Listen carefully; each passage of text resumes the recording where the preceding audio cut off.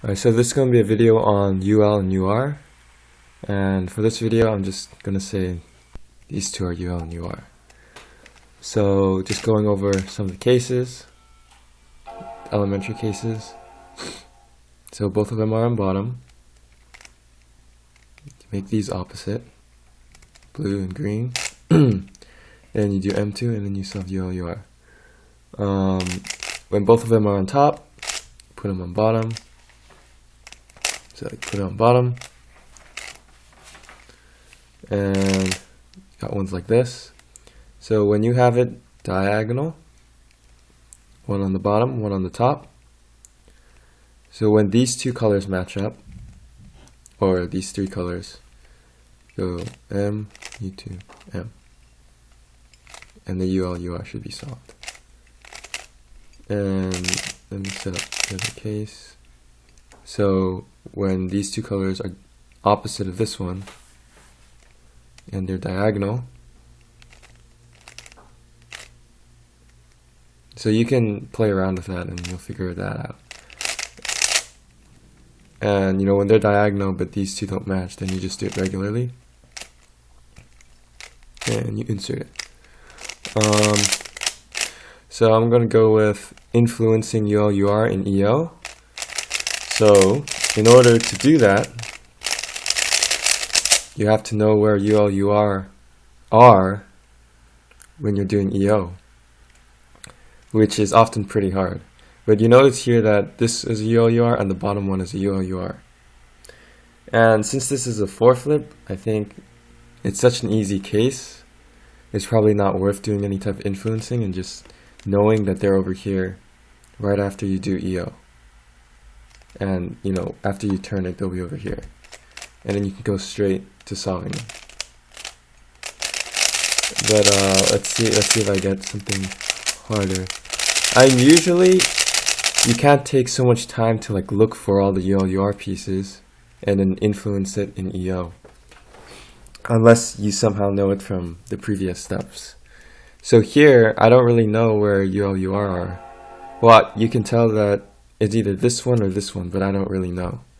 So while you do the EO case, keep an eye for the other UL, UR. So I see this one wasn't the UL, UR. So that means these two are the UL, UR. Now again, since it's 4-flip, I don't really have much to do there. And I don't know. There's not much difference in the ways you can solve a 4-flip that can really make a huge difference in the UL, UR. Or I guess there is. Like in this case, the UL, UR over here. So you can do M, U, M prime. But you can see that sometimes it might be helpful to do M, M prime, U prime, and then M. Like say if this was the blues and these were the greens. But in this case, it's not.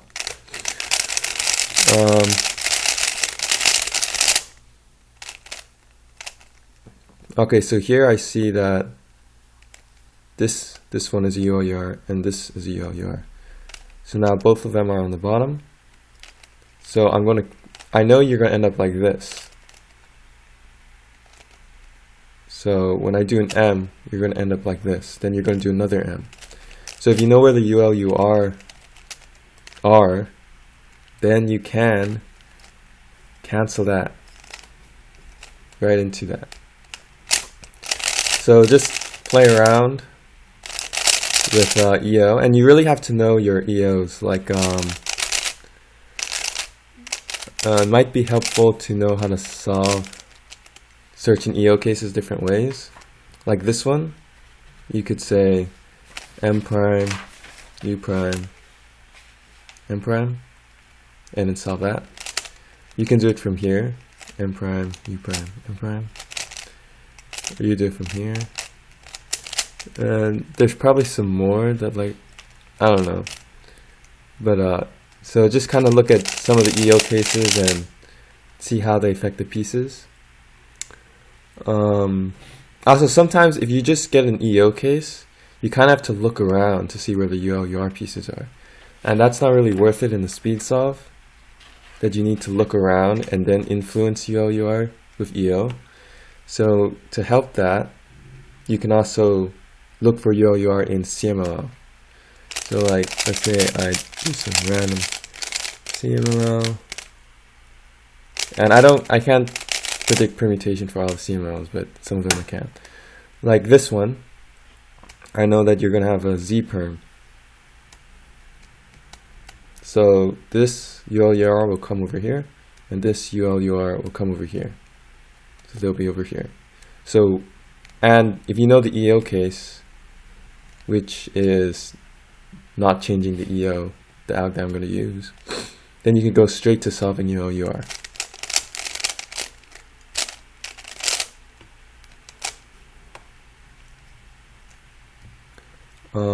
Okay, I'll show you. So, I mean, just look at all the algs and just see how they permute the edges.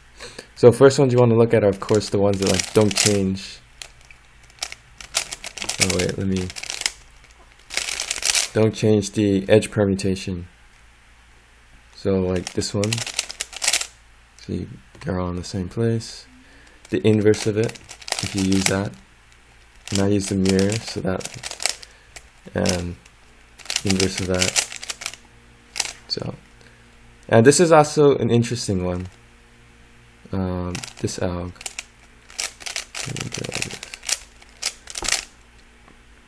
So this case, if these two the same, it's interesting because it flips these two, yet it keeps everything not, it doesn't permute anything, doesn't change permutation or anything. So these two will flip, but they'll stay in the same spot. See? So just look at your algs and figure out what stuff they permute as well as what stuff they orient. And some dogs are pretty hard, so I don't know. Whichever ones are easy.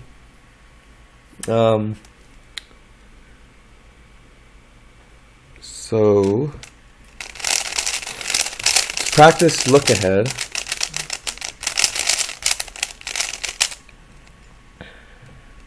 you should first know all your EO cases very well.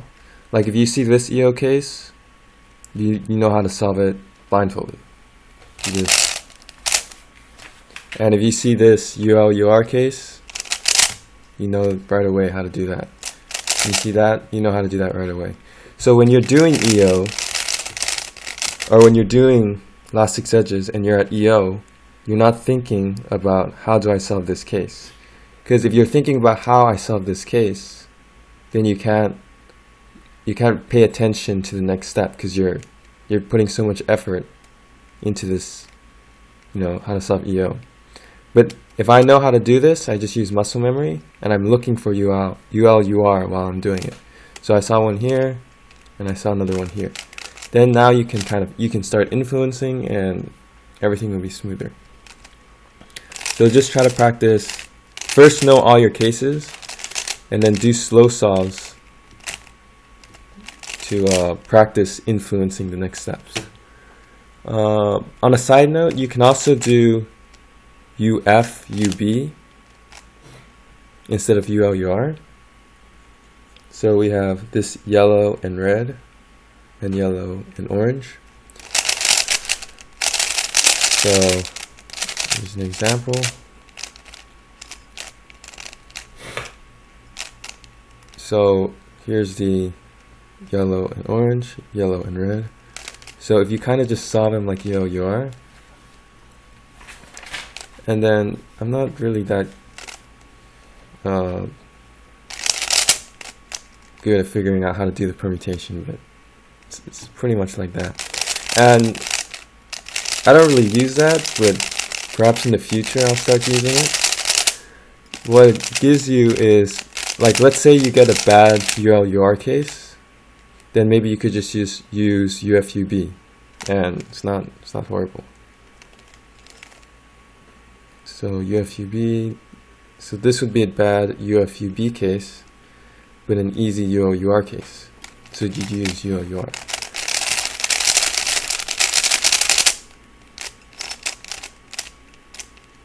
And I don't know. Okay, UFUB just to practice it. And I kind of feel like when you're doing UFUB, and then next you try to solve UL/UR.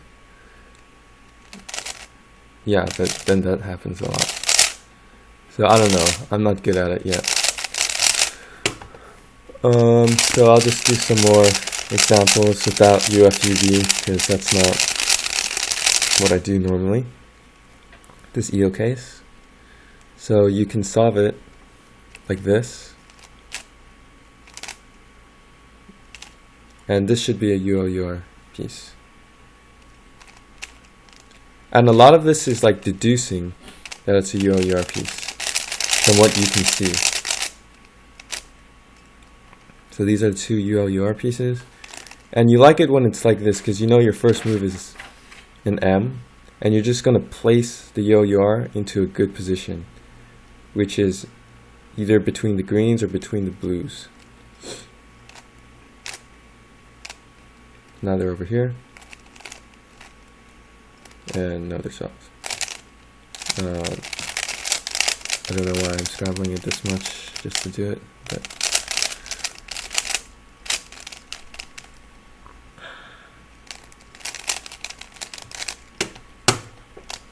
so you see that, or after you did